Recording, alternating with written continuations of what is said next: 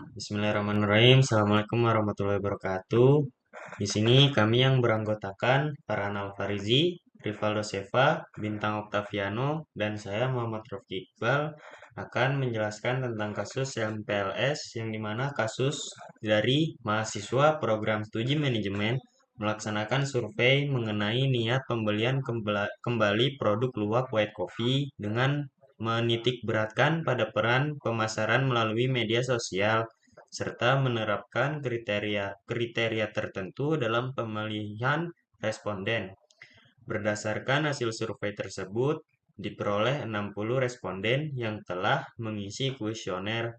Adapun hubungan antar variabel dalam penelitian ini dijelaskan sebagai berikut. Metode analisis yang digunakan dalam penelitian ini adalah Structural Equation Modeling Partial Least Square atau BESI disingkat SMPLS. Proses pengolahan dan analisis data dilakukan dengan bantuan perangkat lunak Smart PLS sebagai alat analisis statistik. Dan ini adalah hasil-hasil dari NMK, PSM, KM, dan Award.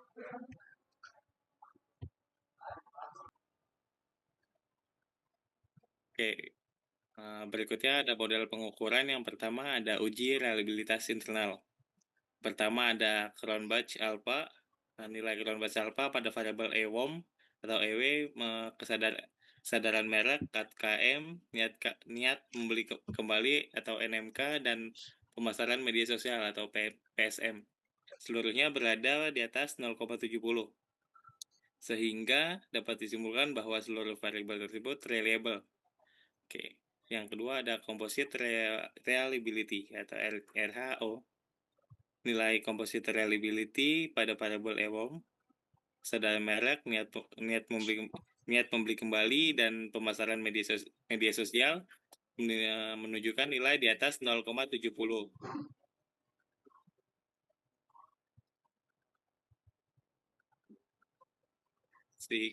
Sehingga konstruk penelitian dinyatakan reliable. Oke, untuk model pengukuran yang kedua ada validitas diskriminan.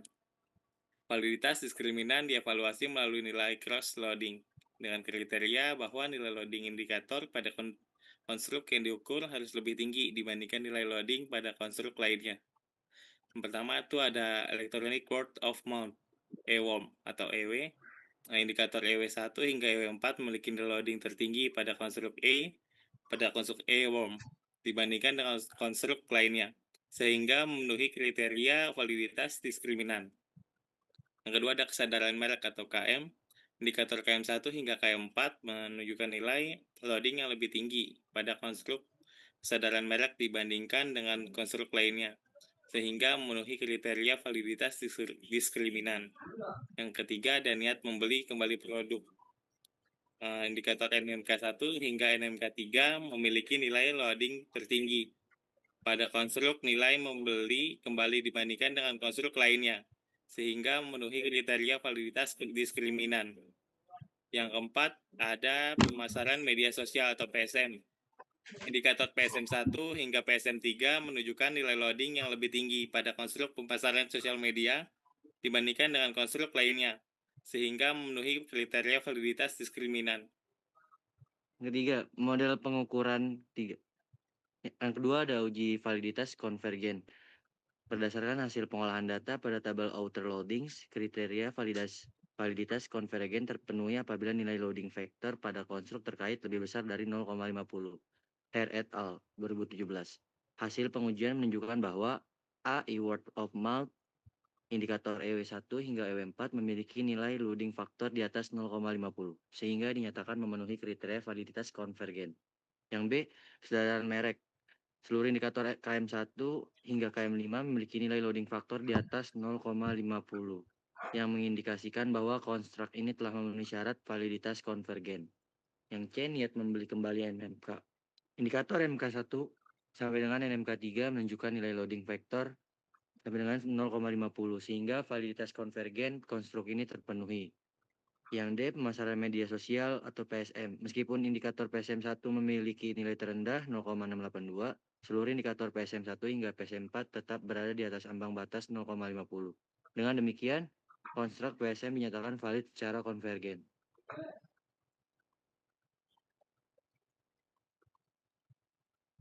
Ada model struktural. Yang pertama, koefisiensi determinasi. Nilai jus R square sebesar 0,619 menunjukkan bahwa variabel pemasaran media sosial, kesadaran merek, dan EWOM mampu menjelaskan variabel niat membeli kembali sebesar 61,9%, sisanya sebesar 38,1%, dipengaruhi oleh faktor lain di luar model penelitian. Yang kedua, predictive relevance. Berdasarkan perhitungan manual, didapatkan nilai sebesar 0,638. Nilai mengidentifikasikan bahwa model memiliki relevansi prediktif yang sangat akurat. Yang ketiga, effect size. Berdasarkan hasil uji terhadap niat membeli kembali. Pemasaran media sosial 0,190 sama dengan memiliki pengaruh kategori menengah. Kesadaran merek 0,042 sama dengan memiliki pengaruh kategori lemah. EWOM sama dengan 0,023 memiliki pengaruh kategori paling lemah. Oke, selanjutnya ada model struktural. GOF sama dengan AVXR kuadrat. R2 atau R square sama dengan 0,638 sebelumnya. Kita telah menghitung AV atau rata-rata average variance extracted dari data yang pertama atau AV sama dengan 0,7015. Sekarang kita bisa menghitung goodness of fit atau GOF menggunakan rumus GOF sama dengan AV R2. Mari kita masukkan nilai-nilainya. Jadi perhitungannya adalah GOF sama dengan 0,7015 kali 0,638 GOF sama dengan 0,447607 GOF. Sama dengan 0, hasilnya 0,669. Kesimpulan, nilai goodness of it atau GOF adalah sekitar 0,669. Interpretasi hasil. Hasil uji hipotesis atau patch koefisien H1 sama dengan pemasaran media sosial atau PSM, niat membeli kembali atau NMK. Hasil sama dengan p-value 0,006 lebih kecil 0,005. Koefisien jalur 0,530.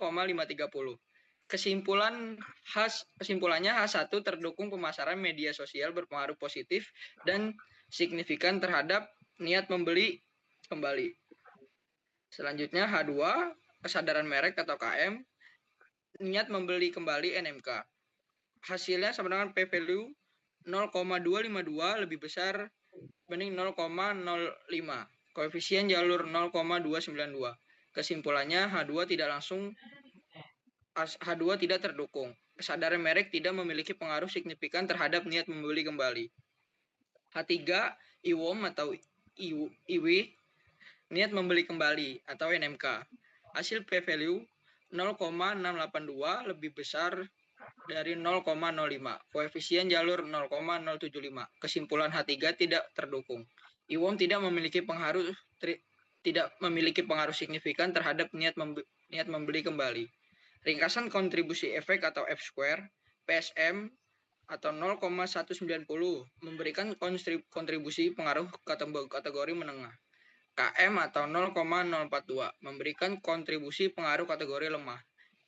EW atau 0,023 memberikan kontribusi pengaruh kategori lemah. Sekian dari kelompok kami. Assalamualaikum warahmatullahi wabarakatuh.